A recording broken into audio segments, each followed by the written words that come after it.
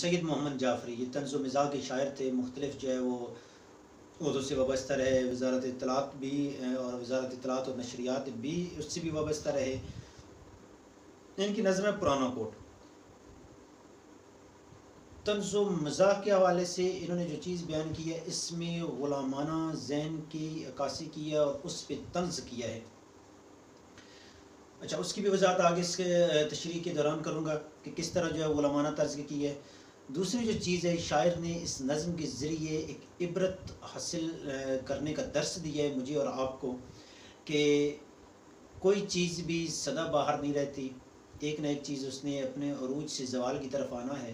تو شاعر ہمیں اس سے عبرت کا جو ہے وہ ایک درس دیتا ہے کہ جب آپ کے پاس اقتدار ہو، جب آپ کے پاس طاقت ہو، جب آپ طاقت میں ہوں، تو اس وقت اس طاقت اور اس اقتدار کا ناجائز استعمال کبھی نہ کریں کہ وقت بدلتے دیر نہیں لگتی۔ پرانا کوٹ، شاعر کہتے ہیں خریدا جاڑوں میں نیلام سے پرانا کوٹ، جو پھٹ کے چل نہ سکے یہ نہیں ہے ایسا نوٹ۔ شاعر کو سردیوں میں جب سردی حد سے بیر ہونے لگی تو شاعر کہتا ہے میں نے نیلام کہتے ہیں کہ جہاں پہ چیزوں کی نا بولی لگتی ہے، آکشن کی چیزوں کی نیلامی ہو رہی ہوتی ہے، تو کہتے ہیں وہاں پہ میں گیا ہوں، پرانے جو ہے وہ لنڈے بازار سے وہاں سے کوٹ خریدا ہے۔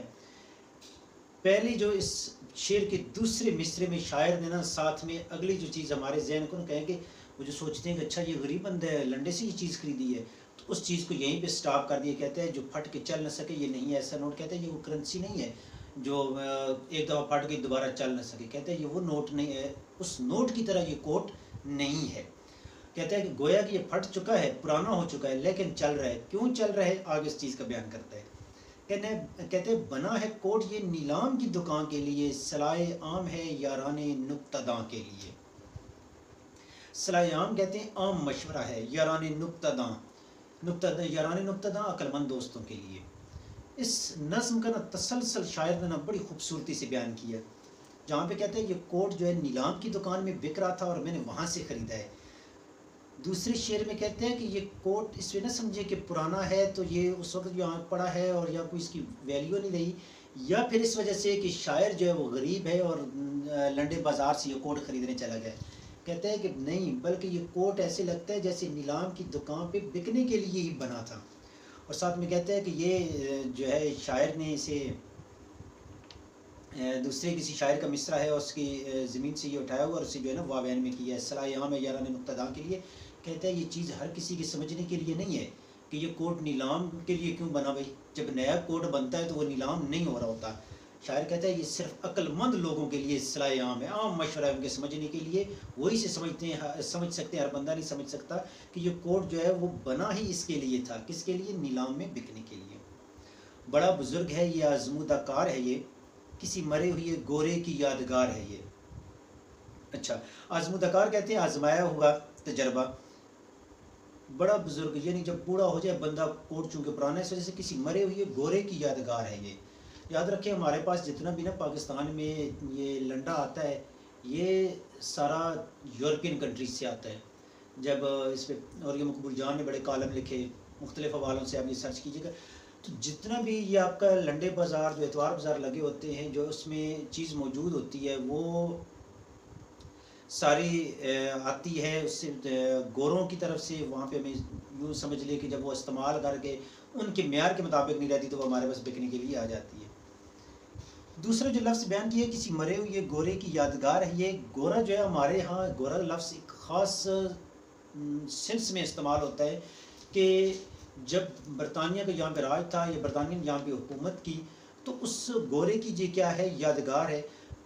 تو یہ غلامانہ جو پہلے لیکچر کے شروع میں بتایا تھا، غلامانہ سوچ کی عکاسی پہ اور اس پہ طنز کیا ہے کہ جب 1857 میں انگریز آیا، مکمل بر صغیر پہ قابض ہو گیا، اس سے پہلے بھی مختلف علاقے پنجاب ہو گئے، بنگال میں تو 1757 سے اس کی حکومت تھی، جتنے بھی ممبئی تھا، کلکتے، دلی وغیرہ مختلف علاقوں پہ قبضہ ان کا تھا۔ تو جو لوگ انگریزوں کے کیا کہتے ہیں خاص لوگ کہلائے یا ان کی چاپلوسیاں کرنے والے لوگ تھے، اس وقت وہ لوگ اپنا سٹیٹس بتانے کے لیے کہ میری جو ہے انگریزی سرکار تک پہنچ ہے یا میرے انگریز کے سے تعلقات ہیں، اور اس تعلقات کو وہ اپنے طور پہ بڑھا کے بیان کرتے تھے۔ آج کے زمانے میں یہ گورے کا لفظ تھوڑا حذف ہو گیا ہے. جب یاد رکھ لیں اگر آپ بیٹھے ہو اور آپ کہتے ہو کہ میرا ڈی ایس پی سے تعلق ہے, میرا ایس پی سے تعلق ہے, میرا ایم این اے سے تعلق ہے, میرا ایم پی اے سے تعلق ہے, فلاں بندہ مجھے فون کر, یہ سمجھ جائیں کہ یہ غلامانہ ذہن کی علامت ہے کہ جب آپ کسی بڑے عہدے پہ نہیں پہنچ سکے, آپ کوئی مقام حاصل نہیں کر سکے, تو بڑے عہدے سے اپنے آپ کو ٹیلی کرنا, ملانا جو ہے یہ کیا ہوتا ہے, یہ غلامانہ سوچ کی علامت ہوتی ہے کہ فلاں اپنا دوست ہے. یہ چیز مکمل طور پہ ذہنی پسماندگی کی علامت ہوتی ہے.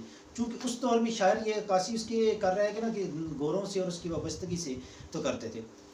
اگر آپ نے دیوداس مووی دیکھی ہو, یہ ناول ہے, ایک ناول سے بنی ہے دیوداس مووی, تو اس میں جب شاہ رخ خان شادی کے لیے وہاں پہ اس لڑکی, کیا نام تھا, ایشوریہ رائے, جسے پارو کا خطاب اس میں کیریکٹر تھا, تو اس وقت شاہ رخ خان کو اس کا باپ کہتا ہے کہ انگریزی سرکار تک ہماری بات پہنچتی ہے, یعنی انگریز سے تعلقات جو ہے نا یہ اس وقت معیار سمجھے جاتے تھے.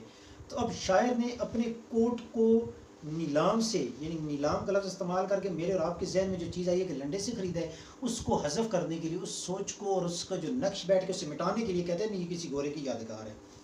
اچھا, پرانی وضع کا بے حد عجیب جامہ ہے, پہن چکا اسے خود واسکو ڈی گاما ہے. یہ واسکو ڈی گاما پرتگالی جہاز ران تھا جس نے بہت بڑا سیاح تھا اور جہاز ران کے طور پہ اس نے ایک نام پیدا کیا. شاعر کہتا ہے یہ میں یہ نہیں کہتا کہ یہ کوٹ نیا ہے, جدید فیشن سے ہم آ گئے, کہتا ہے پرانا ہے, حتیٰ کہ اتنا پرانا ہے کہ واسکو ڈی گاما جب اس اپنے عظیم مشن کے لیے نکلا یا وہ نکلتا تو اسی کوٹ کو ہی زیب تن کرتا تھا. کہتے ہیں نہ دیکھ کوہنیوں پر اس کی خستہ سامانی بری حالت, پہن چکے ہیں اسے ترک اور ایرانی. جو مسلسل جو ہے نا وہ چیز اس کو استعمال کیا جاتا ہے پہننے سے نا, یہ کوہنیاں جو گھس جاتی ہیں کپڑے کی.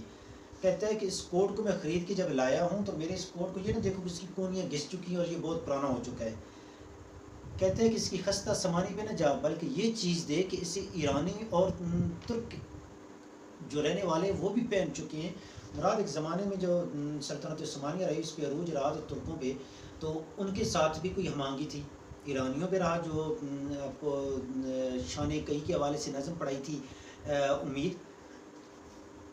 تو کہتے ہیں کہ اس سے صرف واسکو ڈی گاما نے نہیں پہنا, مرے ہوئے گورے کی یادگار ہے, عظیم کوٹ کو ثابت کیا, واسکو ڈی گاما نے پہنا ہے, عظیم ثابت کیا, ایرانی اور ترکی بھی پہن چکے ہیں.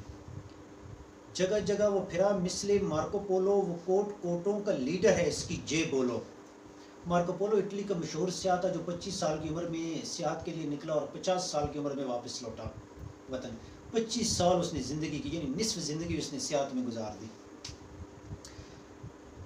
کہتا ہے کہ یہ اتنا پرانا ہے, اسے مارکو پولو جو اٹلی کا مشہور سیاح تھا وہ بھی پہن چکا ہے. کہتا ہے کہ یہ ایسا نہیں ہے, یہ کوٹوں کا لیڈر ہے, اس کی جے بولو مین زندہ باد.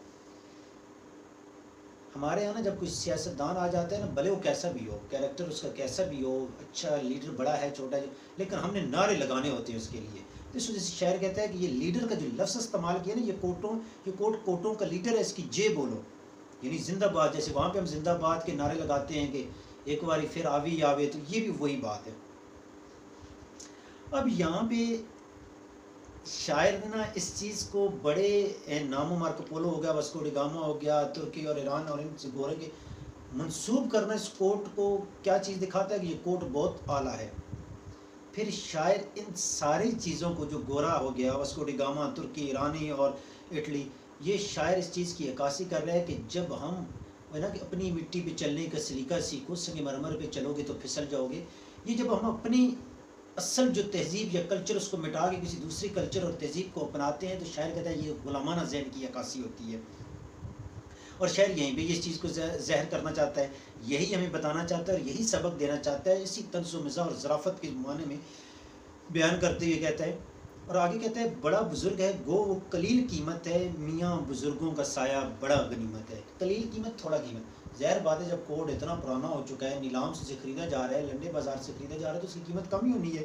تو شاعر کہتے ہیں کہ لیکن یہ بزرگ ہو چکا ہے, یہ کوڈ پرانا ہو چکا ہے. اور اس طرح کہتے ہیں نا کہ بزرگ کسی کام کے نہ ہوں, مطلب اب بوڑھے ہو چکے ہوں, گھر میں جو ان کا سایہ ہوتا ہے وہ بھی ہمارے ایک معاشرے میں چیز ہے, ہمارے ایک کہ وہ عزت کا, معیار کا اور خیر و برکت کا, فلاح کا ذریعہ ہوتے ہیں بزرگ. تو کہتے ہیں یہ ان کے لیے ان کا جو بزرگوں, جو کوٹ بزرگ ہے, تو بزرگوں کا سایہ بڑا غنیمت ہے. اب آگے جی ہمارے اوپر ہی طنز آ گیا ہے، اس پہ دھبے جو سرخی کے اور سیاہی کے نشان ہیں کسی ٹیچر کی بادشاہی کے۔ اگلی گل سمجھ گئے ہو؟ یعنی ٹیچر جب لکھ رہا ہوتا ہے کہیں پہ جو ہے اس پہ مارکر کی سیاہی کے نشان پڑے ہیں تو کہتا ہے کہ یہ اسے کسی ٹیچر نے بھی پہنا ہے۔ یہاں پہ آگے تھوڑی سی جو چیز ہے وہ اس ٹیچر کو جو ہے مظلوم ثابت بھی کیا ہے، اور کہ ٹیچر کے پاس ایک عزت اور سفید پوش طبقہ ہوتا ہے، بچتا تو ہے کچھ نہیں، ان کے پاس بہت منیمم انکم ہوتی ہے، اسی میں گزارا کر رہے ہوتے ہیں۔ جیسے ابھی وبا کے دنوں میں بھی 15 لاکھ ٹیچر آپ کے پاکستان میں صرف بے روزگار ہو گئے۔ پرائیویٹ سیکٹر والوں نے بچوں سے، والدین سے ان کی فیسیں تو مکمل وصول کی، لیکن ٹیچروں کو تنخواہیں نہیں دی۔ تو یہ اس بات سے عکاسی کر رہا ہے کہ کوٹ پرانا وہ بھی پہنتے رہتے تھے، نیا خریدنے کی ہمت نہیں ہے، وسائل کم تھے اور مسائل زیادہ تھے۔ اچھا، جگہ جگہ جو یہ کیڑوں کی ضرب کاری ہے، نئی طرح کی یہ صنعت دستکاری ہے۔ دستکاری ہاتھ سے بنی ہوئی چیز، دست ہاتھ کو کہتے ہیں، کاری کام کو، نقاشی۔ کوٹ ظاہر بات ہے پرانا ہو چکا ہے، کیڑوں کی زد میں بھی آ چکا ہے، کیڑے بھی اسے کاٹ چکے ہیں۔ کہتا ہے کہ یہ جگہ جگہ سے جو اسے کیڑوں نے کاٹ ڈالا ہے اور اس میں سوراخ ہو گئے ہیں، چھید ہو گئے ہیں۔ کہتے ہیں یہ اس چیز کو دیکھ کے اس کوٹ سے وہ گن نہ کھو یا اس سے کم تر نہ خیال کرو، بلکہ کہتے ہیں یہ جدید طرز کا فیشن ہے۔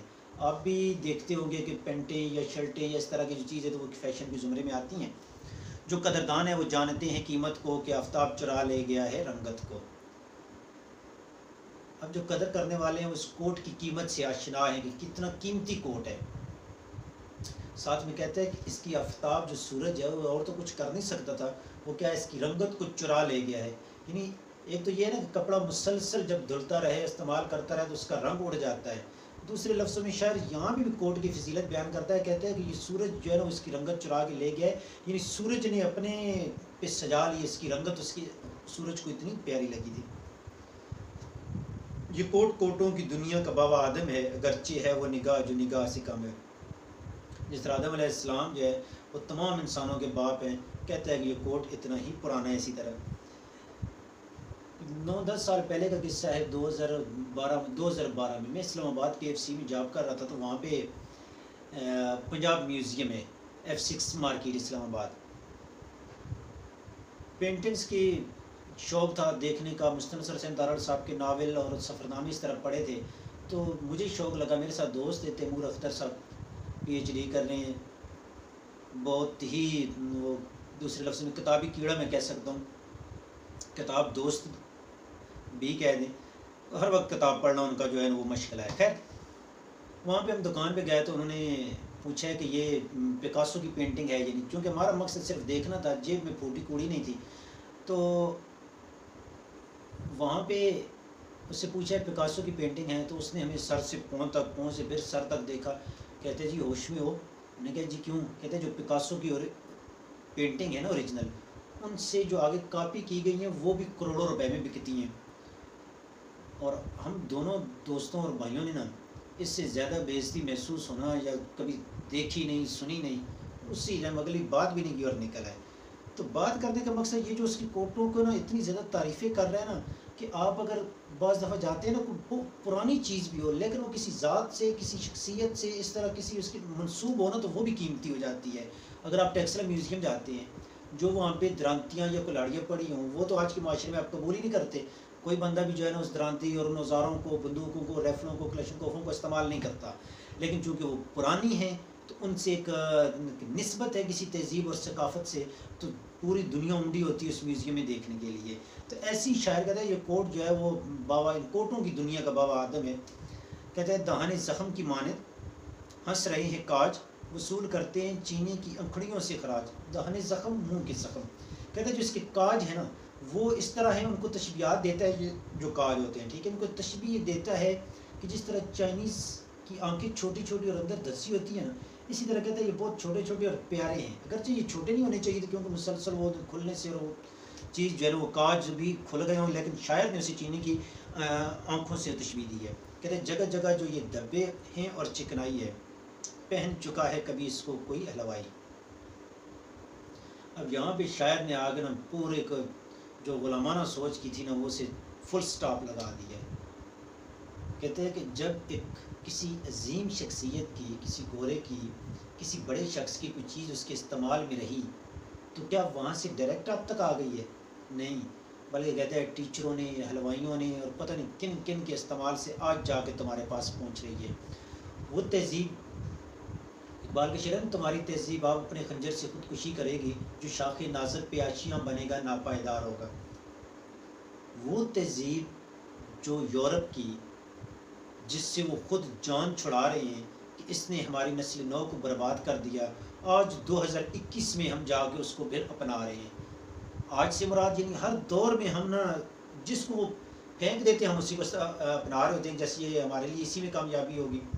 تو ایسی شاعر کہتے ہیں یہ کوٹ اگرچہ انہوں نے پہنا لیکن انہوں نے جب ردی بنا دیا تو اس کی مثال دیتے ہیں، کہتے ہیں جو اس پہ چکنائی کے داغ دھبے نظر آ رہے ہیں نا، یہ کسی حلوائی کی نشانی ہے کہ اس نے بھی اسے پہنا ہے۔ گویا کہ یہ تہذیب جو ہے نا اب برباد ہونے کے بعد تم تک آئی اور تم اسے اپنے لیے عزت اور شہرت کا معیار سمجھ رہے ہو۔ کہتا ہے یہ سوائے اس کے غلامانہ سوچ کے اور کچھ نہیں ہے۔ آخری شعر میں شاعر کہتا ہے گزشتہ صدیوں کی تاریخ کا ورق ہے کوٹ، خریدو اس کو کہ عبرت کا ایک سبق ہے کوٹ۔ کہتے ہیں یہ جو کوٹ کی تاریخ ایک بھیانک سچ ہے، جو شروع میں بتایا تھا کہ اقتدار اور طاقت آ گئی تو کتنے طاقتور لوگ جو ہے وہ صبح کے تخت نشین شام کو مجرم ٹھہرے، ہم نے پل بھر میں نصیبوں یہ مقدر کو بدلتے دیکھا ہے۔